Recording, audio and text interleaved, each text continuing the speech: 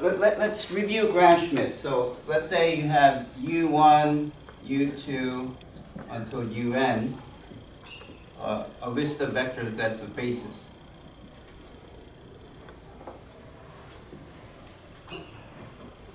And then you can come up with the first V1 as you take U1 and divide it by its size, so it's normalized. It's size 1 now. And then number 2, you take V1, the V2 as V1 minus, V2 minus V2 dotted with U1, and then divide it by its size. Now this entire thing should be going here so that it's normalized. And then 3, let's see if you're figured out what to write for V3. V3 should be what? Oh, sorry, this is not.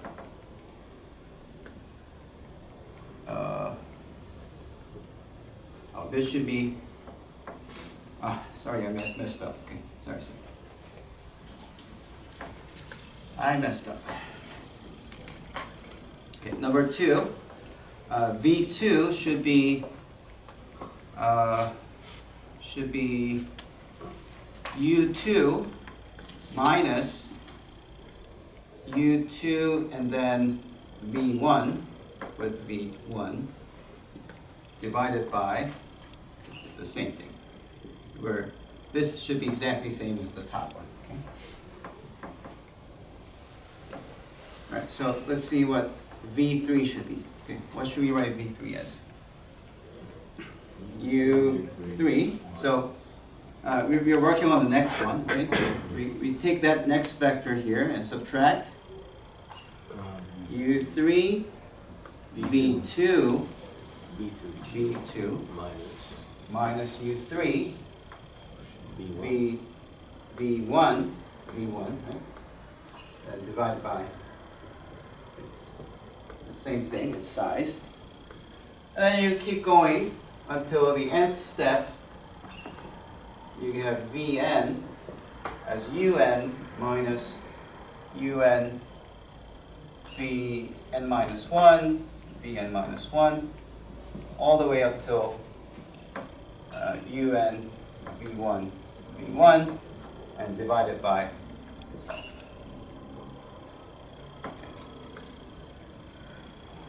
Now, from here, I want you to think about this as U1 as A11 times U1, okay, where A11 is 1 over U1 norm. Okay? Is that okay?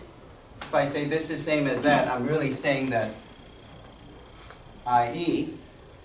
A11 is 1 over norm of U1. Okay.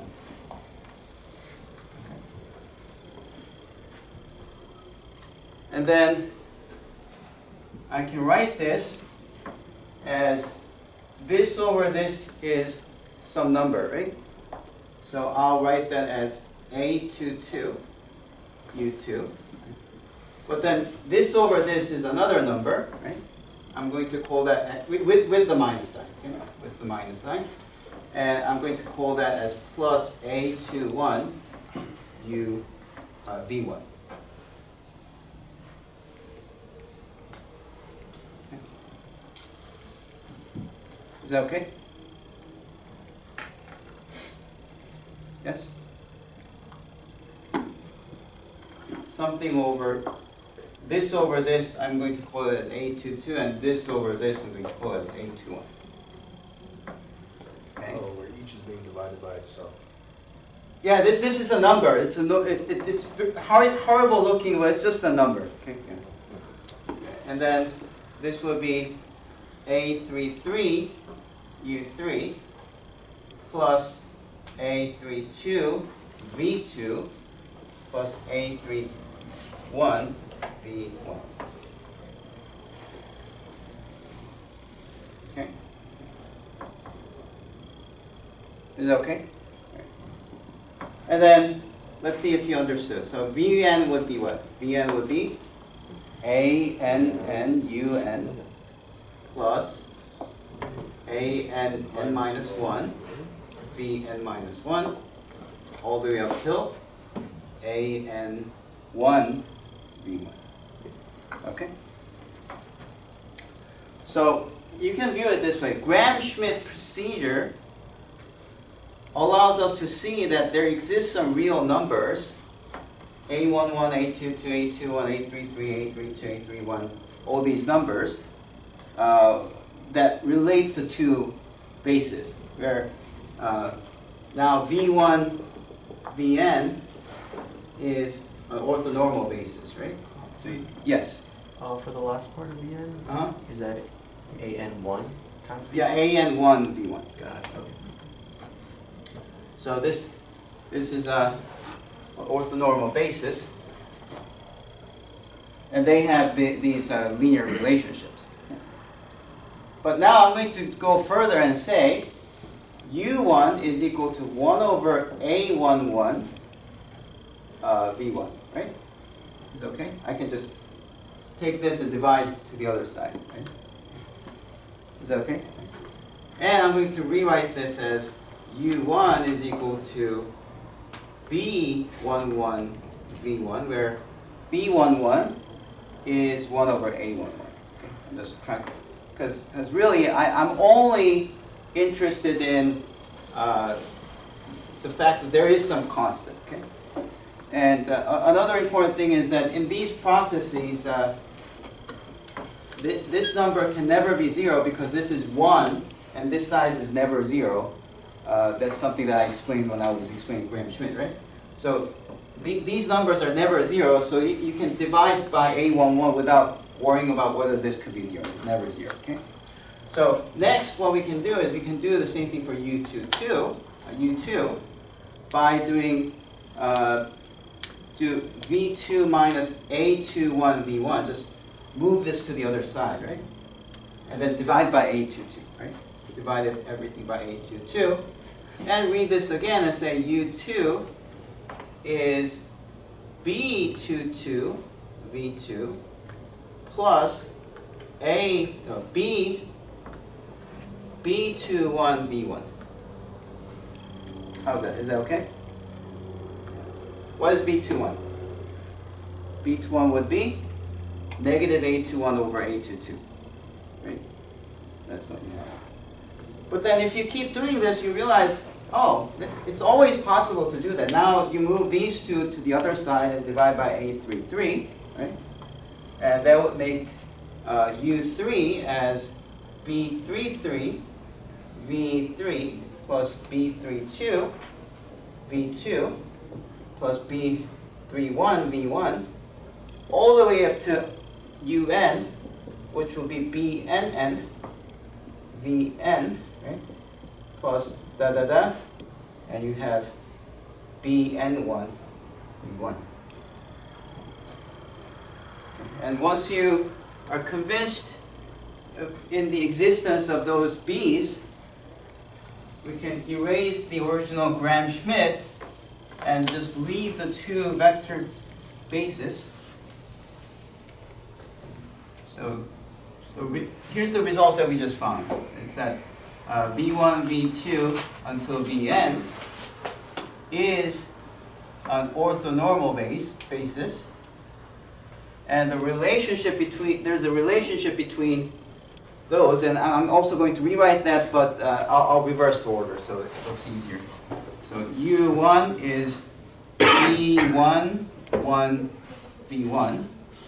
U2, I'm going to write V1 first, okay? So V1, B21 plus B22 V2 all the way down till UN equals to BN1 V1 plus da da da da BNN Vn.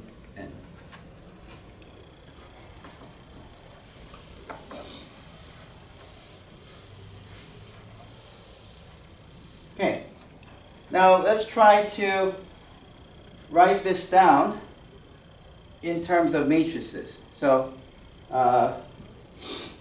we usually use column matrices, but column vectors, but you can also redo this with row vectors if you want it. But here's what I'm going to do.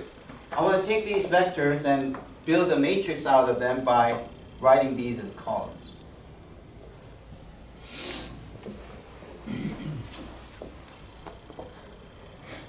Okay? And then I want to know what happens if I make the second I'm going to build another matrix with V1 through Vn. Right? But then I want to multiply here so that this will be exactly this equation. So let's think about that. How do you have B11 and V1? Remember, it's going to be this times this, right? Yeah. This times this. So if I have B11 here and then 0 here, then this times this you'll end up just multiplying V1 by B11 only. If you trace back how the matrix multiplication works, you'll see that this, when you multiply to this, will ignore all the other vectors, but only multiply B11 to the first column. That's what's going to happen. Just think about what happens if you do the matrix multiplication. Is that okay? Right. And then in the next one, and then that is going to equal to U1, right? Because V1 times B11 is equal to U1. Right?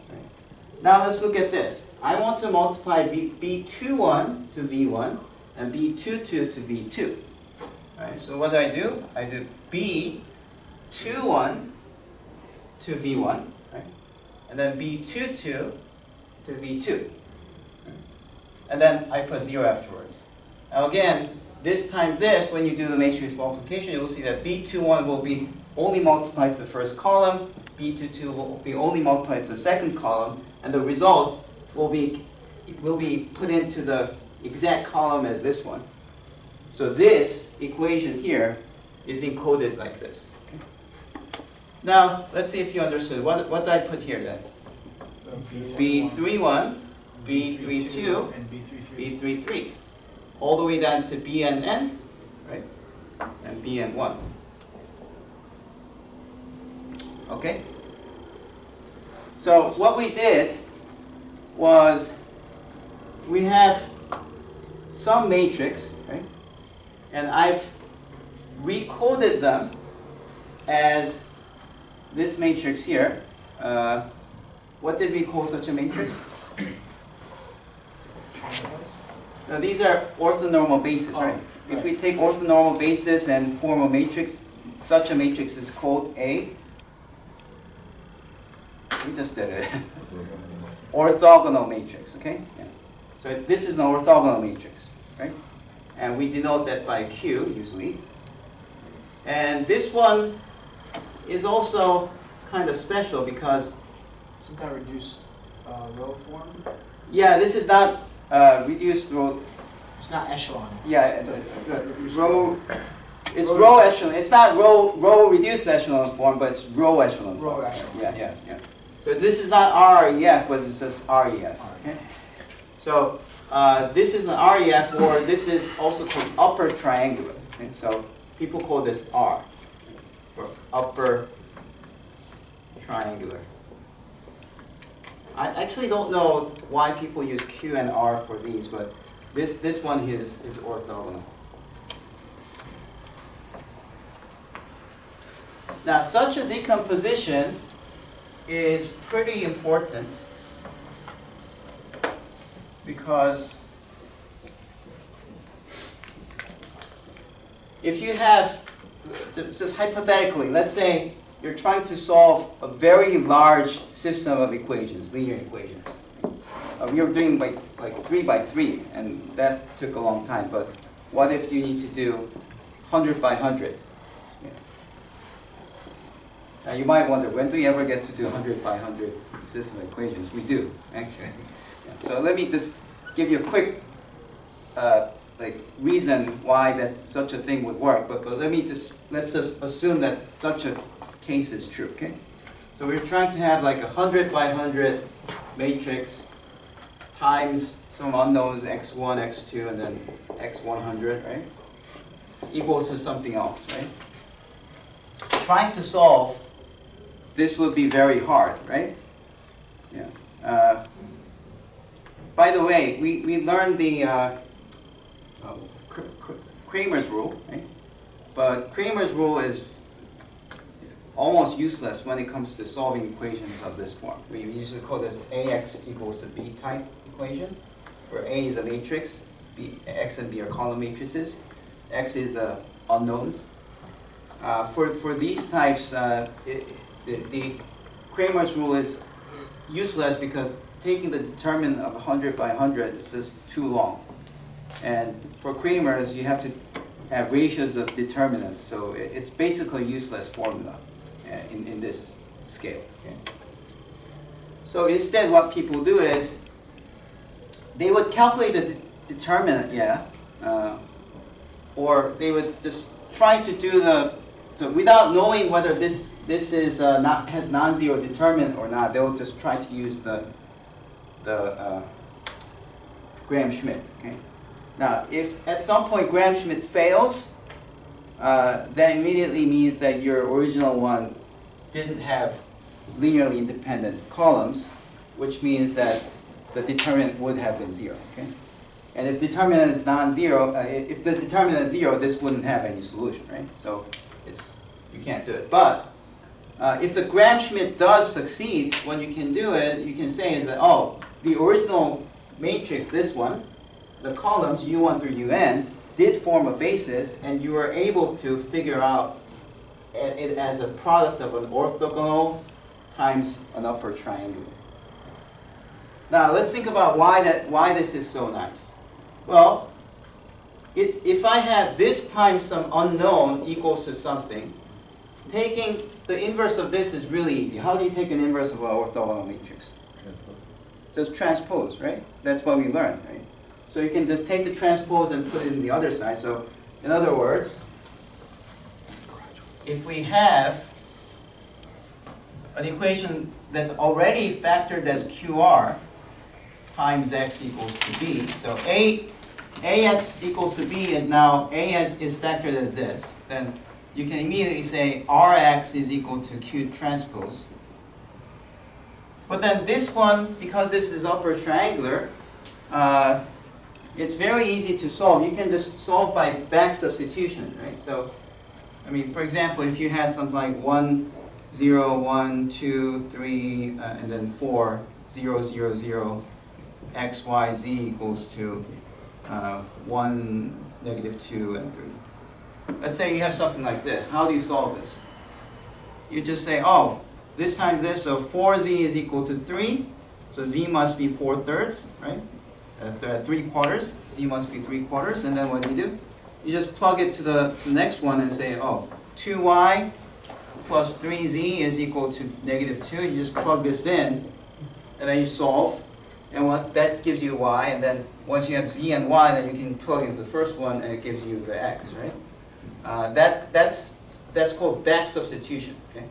You can use back substitution to solve an equation where the matrix is upper triangular. So this QR decomposition allows one to solve a very big matrix equation easily. Right?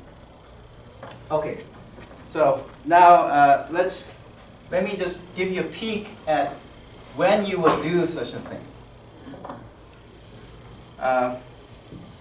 Now there are many more complicated examples which is more useful in real life, but most of those are PDEs, partial differential equations, so I can't do that. So let me just write a very simple equation. Say if y double prime plus xy equals to 0, with y of 0 equals to 0 and y of 1 equals to 2, something like this. Okay.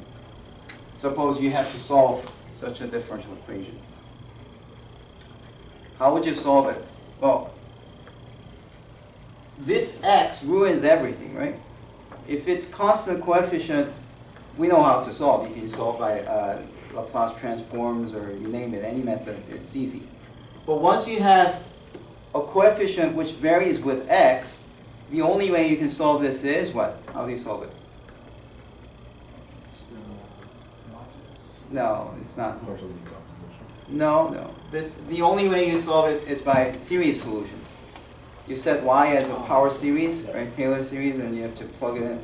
It's not very pleasing, and even if you get the solution in power series, I mean, this could be okay, but trying to do this, that's like really hard.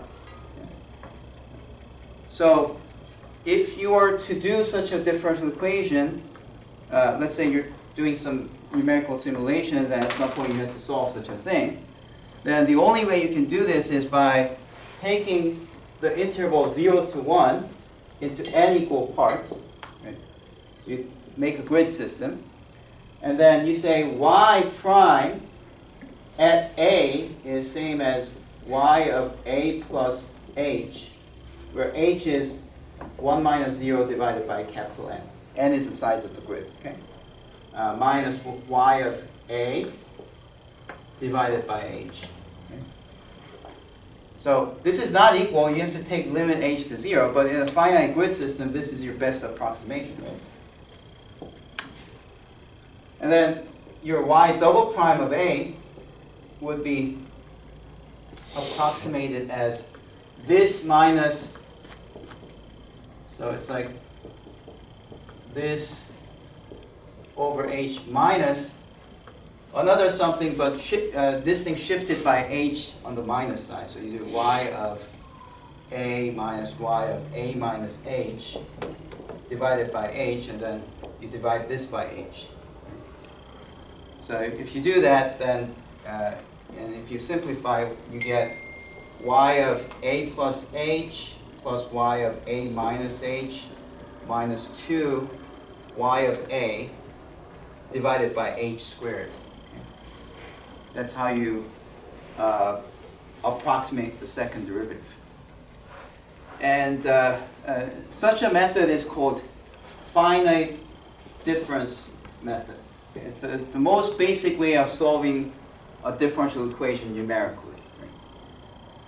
Have you heard of FDM? I learned it today, I'm pretty sure. Finite difference Method? We learned finite element method today? Oh yeah, finite element is a Yeah. bit different. It uses variation principle to solve differential equations, so it's a bit different. Yeah. Professor Fridline was telling us that it's all the same thing, but I think one part's different for each of them from what I understand. Yeah. Okay.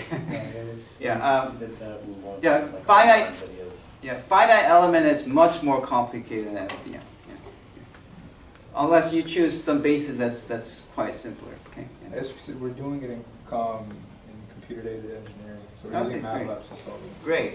Okay. So, but this is a finite difference model where, I mean, you can see that it's not. It kind of makes sense, right? If you send h to 0, this will converge to y double prime, right?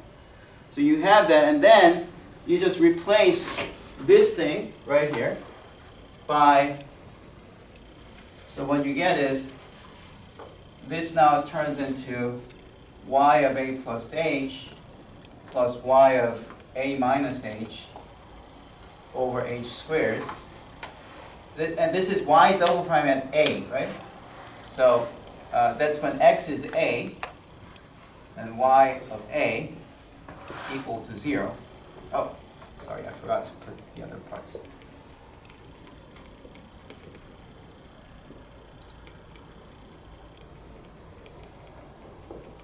So this is the equation that you get, but a could be anything from 0 until 1, right? In fact, because we have the grid system, 0 to 1 divided into n parts, a could be 0, 1 over n, 2 over n, all the way until n over n, which is 1.